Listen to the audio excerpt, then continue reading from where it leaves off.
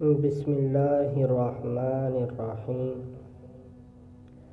ان حضور صلی اللہ علیہ وسلم کی زندگی قبل از بعثت کی یادگار واقعات میں سے ایک بہت اہم واقعہ وہ حلف ہے جو قریش کے مختلف خاندانوں کے چند افراد نے باہمی طور پر طے کیا۔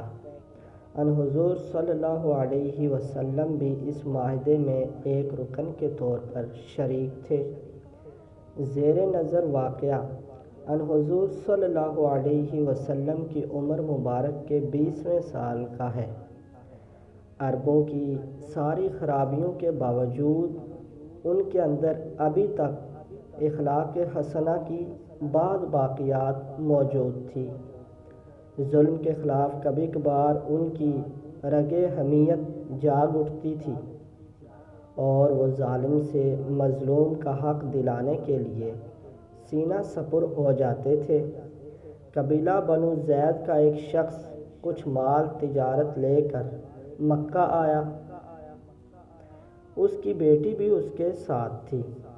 اس تاجر سے اس کا سامان مکہ کے مشہور اور مالدار سردار عاص بن وائل نے خرید لیا، لیکن اس نے سینہ زوری کرتے ہوئے اس زبیدی تاجر کی بیٹی کو بھی اپنے قبضے میں لے لیا۔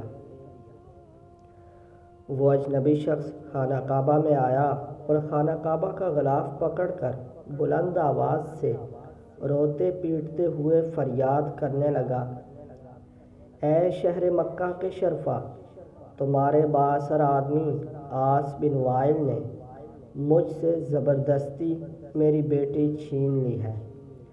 میں مسافر ہوں اور مظلوم ہوں۔ تمہاری خدمت میں درخواست گزار ہوں کہ میری داد رسی کرو اور میری بیٹی مجھے واپس دلاؤ۔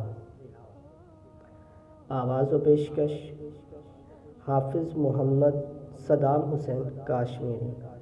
امید کرتا ہوں کہ آپ کو یہ کہانی اچھی لگی ہوگی اور اس کا بقیہ حصہ انشاءاللہ کل اپلوڈ ہوگا، اور بقیہ حصہ سننے کے لیے میرے چینل کو سبسکرائب کریں، ویڈیو کو لائک کریں اور کمنٹ کریں اور شیئر کریں تاکہ دوسرے بھی بھائی سنیں اور انہیں بھی فائدہ پہنچے۔